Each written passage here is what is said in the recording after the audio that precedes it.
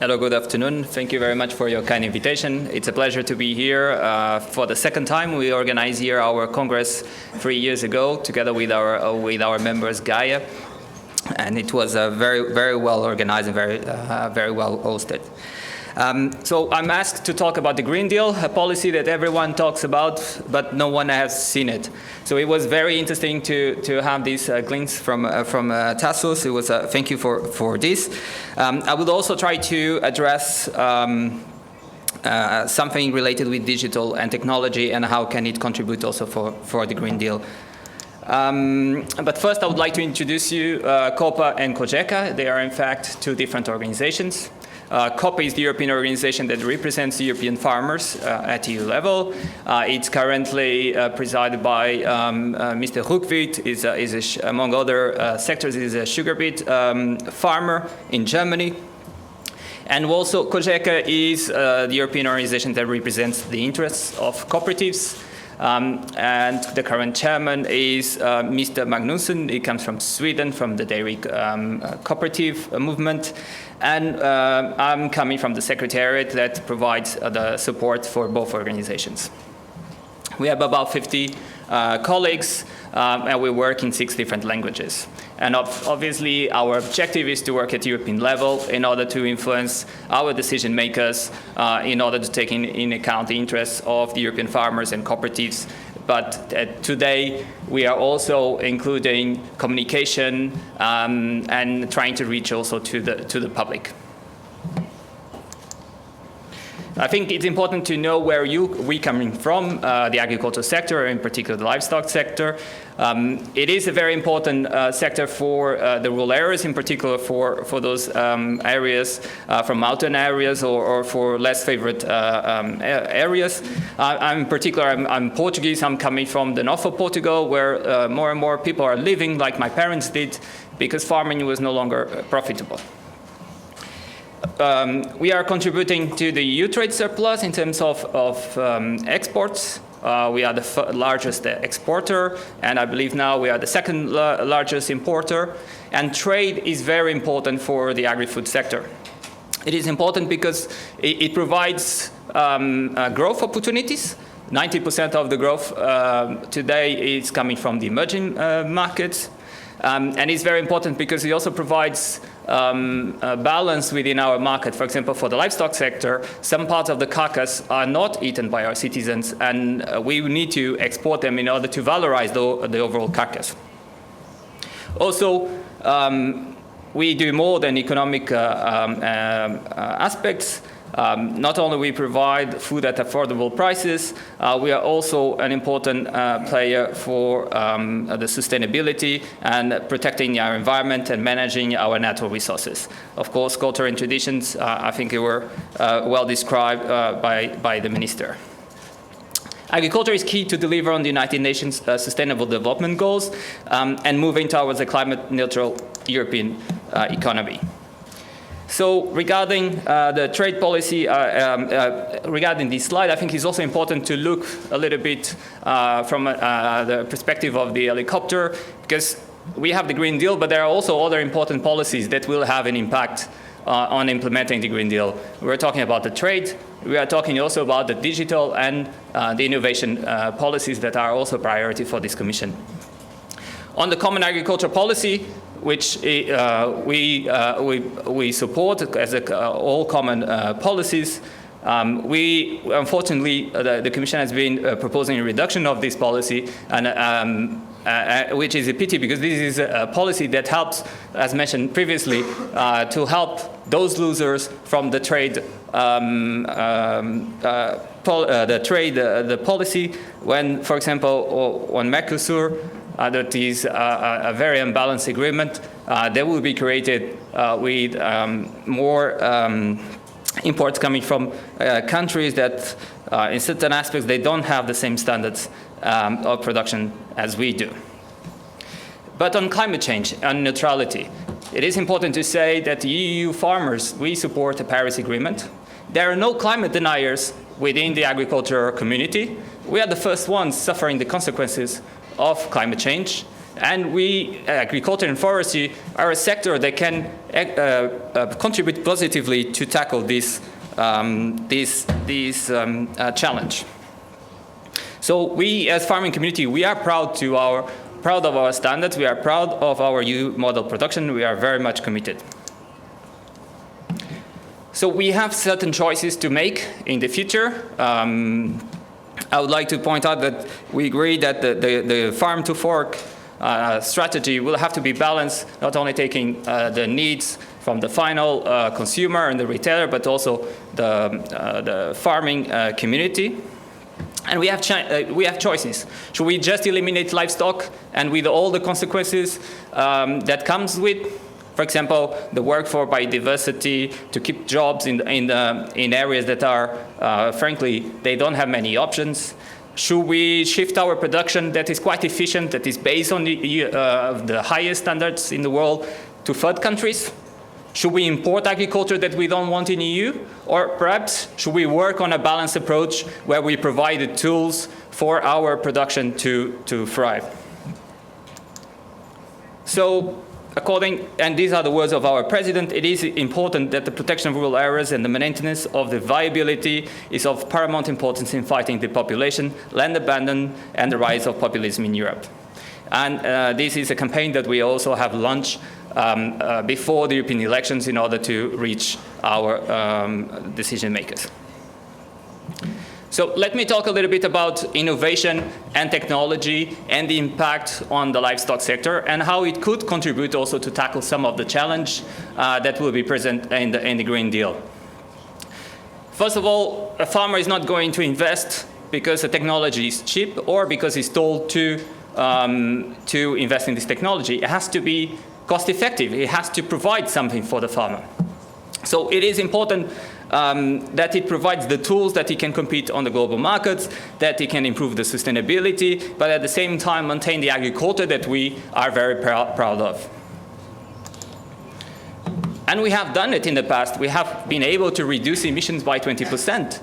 And technology was part of this effort. And I'm confident that in the future, technology and innovation are going to help us to tackle some of these challenges.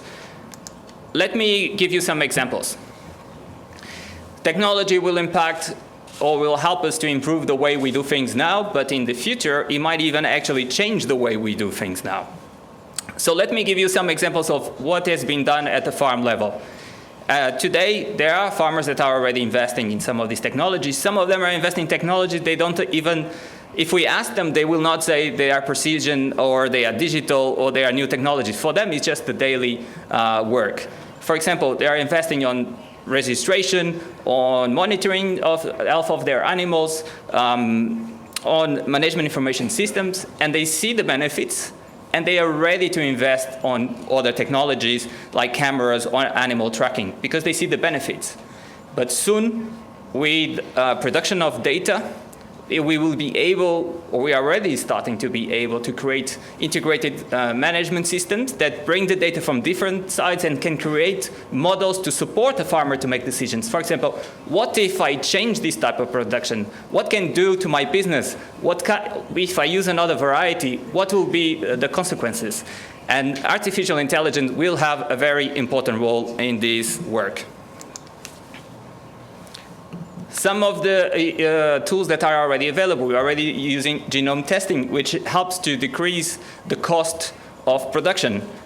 Sensors are helping farmers to do more tasks, to reduce their workload, to reduce some of the labor costs, because it's very difficult for certain agricultural areas actually to find skilled people to do the job. And for example, diagnosis is helping to detect the disease before it starts even providing clinic symptoms so that we can reduce the use of antibiotics and we can prevent that the disease goes to the rest of the herd. But it's not only at farm level. Digital will impact all food chain. You will have data going from the input suppliers to the farmer, and the farmer to the slaughterhouses, to the traders, and to the retailers. So agri-cooperatives are a model. They can provide help to the support to the farmer to understand the technology, to invest some of the infrastructure, and then to manage some of their inputs. And we see this happening in Greece with Gaia, where they are putting a lot of infrastructure with meteorological stations. They're helping the farmers to deal with their data and to understand what they can do in order to improve their practices. We see also Danish Crown that has basically get a very good deal with Alibaba in order to sell some of their products. So digital can help us to tap into new markets without a massive infrastructure.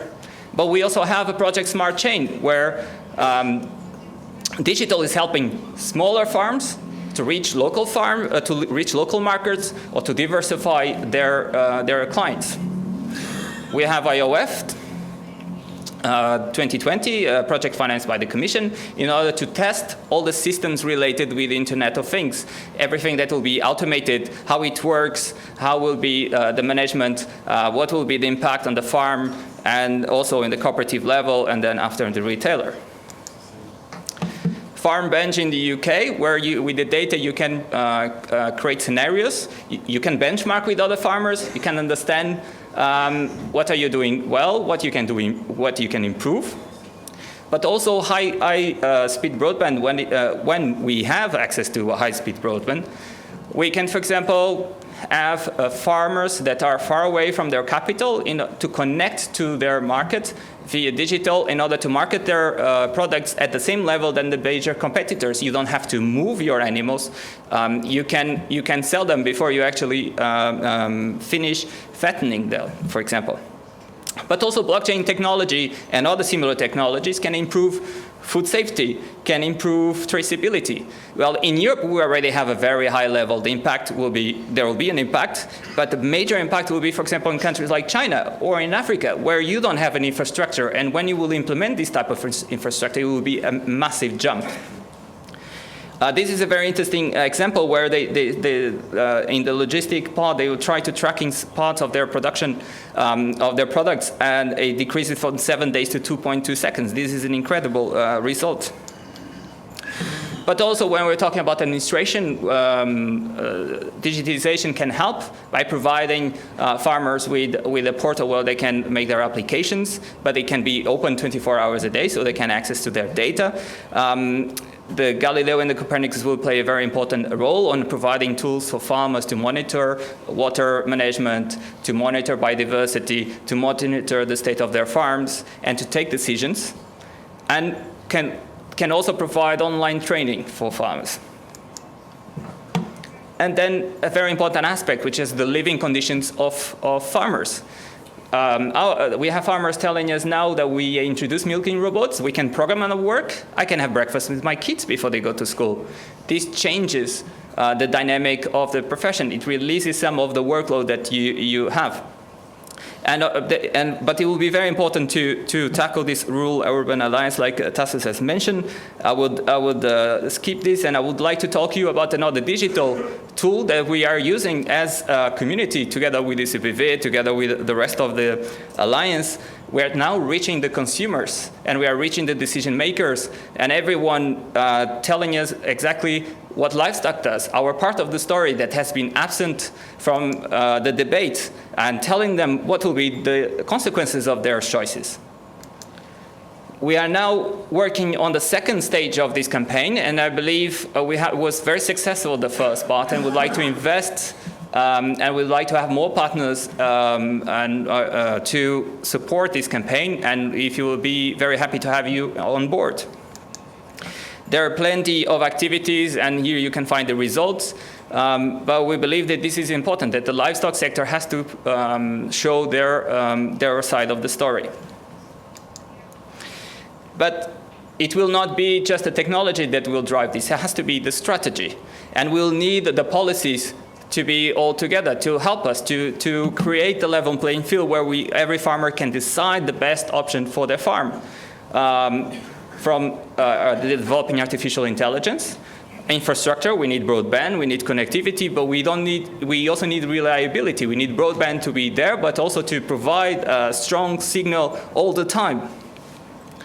We need digital skills, where member states will have a very important role, advisory, training. It is important that everything comes together. But I don't want just to say the Commission has to. Let me talk about something that we have done in order also to support the development of data sharing in terms of data sharing to promote the data to flow from farmers to retailers and the other way around, and to create value. So we have come out with all these organizations, and we have set up some principles when you share the data that you should respect in order that the value is also shared with all parts of the chain. It doesn't stay only with one segment of the value chain. And it gives the right for the farmer, if he's producing their farm or during the farm operations, to own the data. And I would like to thank you for your attention, and I hope I didn't bore you too much. Thank you very much.